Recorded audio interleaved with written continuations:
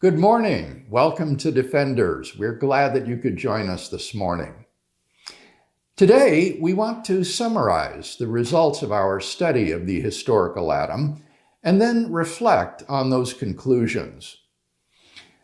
On the basis of a detailed genre analysis of Genesis 1 to 11, we concluded that it's plausible to regard these chapters as a Hebrew mytho-history, which serves as a universal foundational charter for the nation and identity of Israel over against her neighbors.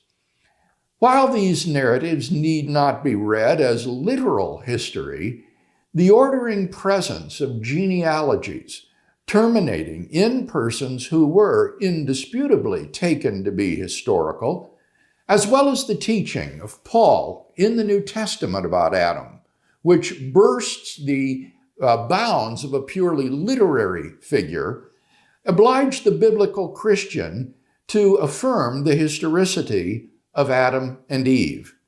Adam and Eve should be affirmed to be the fount of all humanity, the genealogical ancestors of every human being who has ever lived on the face of this planet. A review of the scientific evidence concerning the time of human origins reveals that, based on widely accepted criteria for human cognitive capacity, human beings ought not to be identified with Homo sapiens alone, but ought also to include Neanderthals as well. Given that all human beings are descendants of a founding couple, Adam and Eve may be plausibly identified as belonging to the last common ancestor of Homo sapiens and Neanderthals, usually denominated Homo heidelbergensis, or Heidelberg man. Such an identification is fully consonant with the data of population genetics, which does not rule out the existence of two heterozygous sole genetic progenitors of the human race earlier than 500,000 years ago. In this final section, we want to reflect upon the ramifications of such an identification.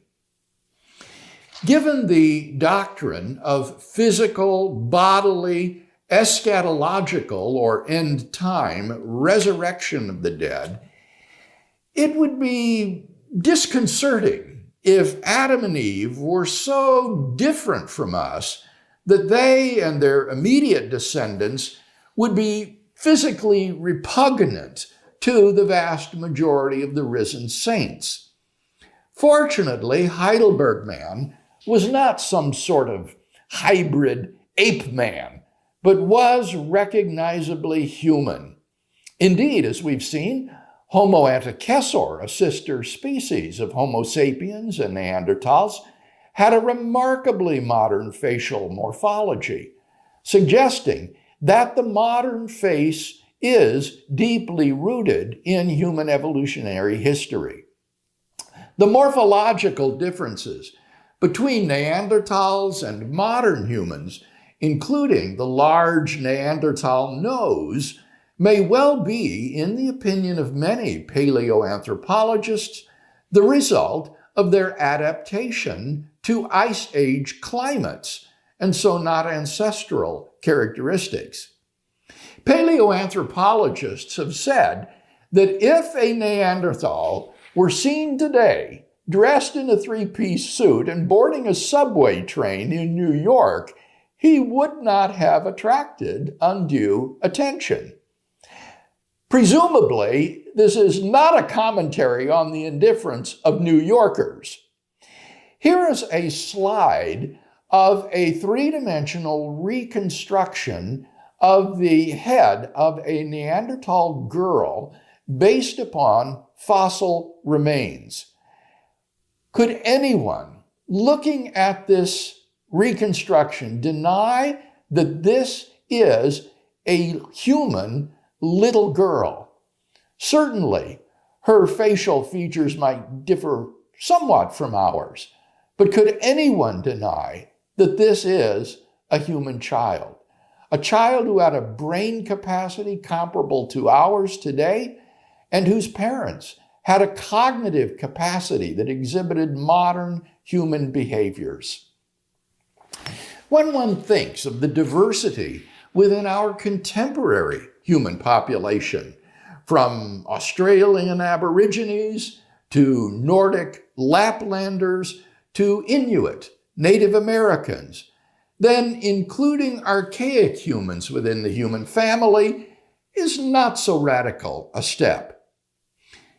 We in the West have a deeply inherited tendency to think of Adam and Eve as European Caucasians, which is nothing more than a cultural and racial prejudice. If we can get used to the thought that Adam and Eve may have resembled African Bushmen more than white people, then surely we can get used to the idea that Adam and Eve looked like Heidelberg Man rather than us. Indeed, I can imagine that in the eschaton, Neanderthals and other archaic humans might be the subjects of special regard. You were there near the beginning, weren't you? Tell me, what was it like? The thought that Neanderthals and other archaic humans might share with us Christians the eschatological state of the new heavens and the new earth brings the startling realization that as members of the human family, Neanderthals, Denisovans, and others were like us, people whom God loves and for whom Christ died. Paul describes how God overlooked the times of ignorance, Acts 17:30, and passed over former sins committed prior to Christ's advent, Romans 3:25. Christ's death atoned for the sins of past humanity all the way back to Adam's sin. Unless one embraces the doctrine of limited atonement, Christ's atoning death must therefore have encompassed the sins of these archaic humans.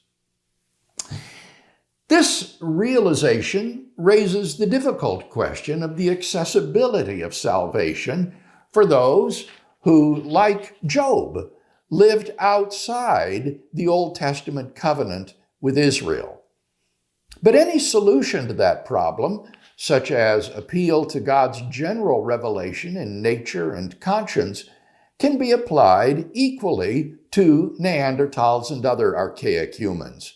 We may well see some of them, therefore, in heaven, and I think that we'll be delighted to do so. If Adam and Eve were the ancestors of Neanderthals and other archaic humans, then it follows that they, like Adam and Eve, are in the image of God, and therefore have intrinsic moral value and share in man's vocation. But what of Adam and Eve's contemporaries who were not their descendants? On an evolutionary scenario, Adam and Eve emerged from a wider population of hominins. Since Adam and Eve are the fount of all humanity, it follows necessarily that Adam and Eve's contemporaries were not human, and therefore not in the image of God, since to be human is to be in God's image. No other earthly creature than man, according to the account in Genesis 1, has been created in God's image and likeness. Thus, Adam and Eve's contemporaries, who were not their descendants, were neither human nor in God's image. The radical transition effected in the founding pair that lifted them to the human level plausibly involved both biological and spiritual renovation, perhaps divinely caused. Biologically, we may envision a regulatory mutation that radically increased the cognitive capacity of the brain beyond what other hominins enjoyed. Such a transformation could equip the organism with the neurological structure to support a rational soul. Thus, God's creation of Adam and Eve plausibly required both biological and spiritual renovations. Biological, to equip their brains with the capacity to serve as the instruments of rational thought, and spiritual, to furnish them with rational souls different from any sort of soul that non-human animals might be thought to possess. Thus, Adam and Eve were something radically new. How would Adam and Eve consort then with their non-human contemporaries? We can plausibly conjecture that as bearers of a modern human consciousness and linguistic capacity, Adam and Eve would increasingly feel themselves at something of a distance from their non-human contemporaries. And as their descendants multiplied, their tribe would be naturally inclined to increasingly self-isolate. If there were sexual encounters with non-human hominins, these would be cases of bestiality, contrary to God's will for humanity, though not entirely surprising for a fallen race. Eventually, as Adam and Eve's descendants superseded the other hominin species, the possibility of such liaisons disappears. So we may envision an initial population of several thousand hominins, animals which are in some respects like human beings, but which lack the capacity for rational thought. Out of this population, God selects two and furnishes them with intellects by renovating their brains and endowing them with rational souls. Only they are therefore truly human. At some point, they become aware of God's moral requirements, which renders them responsible moral agents. Unfortunately, they misuse their free will by choosing to commit a sin, the original sin, thereby becoming morally guilty before God and alienating themselves from God, though not from God's offer of love and forgiveness. They thereby introduce spiritual, though not physical, death into the human race. For we saw from 1 Corinthians 15 and Romans 5 that Adam was created physically mortal like other biological organisms, but was the gateway through which spiritual death and condemnation entered the human race. We might think it unfair of God not to extend to Adam and Eve's contemporaries the same opportunity of a relationship with God that he bestowed on Adam and Eve.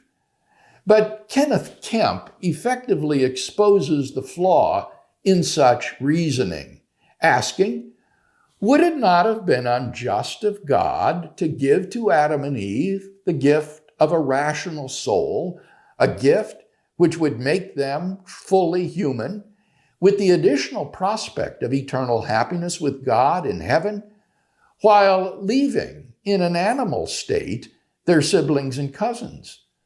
I think not. God did not owe Adam and Eve's cousins a rational and therefore immortal soul. Indeed, the very idea that God owes an intellectual soul to these cousins risks incoherence. How could God owe it to some being to make it not exist and to make another being exist in its place? Kemp's retort is doubly correct if there was a biological difference between Adam and his progenitors, for there is nothing unjust about treating animals as animals. It is no more inconsistent with God's nature to treat Homo erectus as Homo erectus than to treat a pelican as a pelican, or an elephant as an elephant, or a chimpanzee as a chimpanzee. Now, what I have proposed is just one view of human origins. I'm not even claiming that it's the best alternative.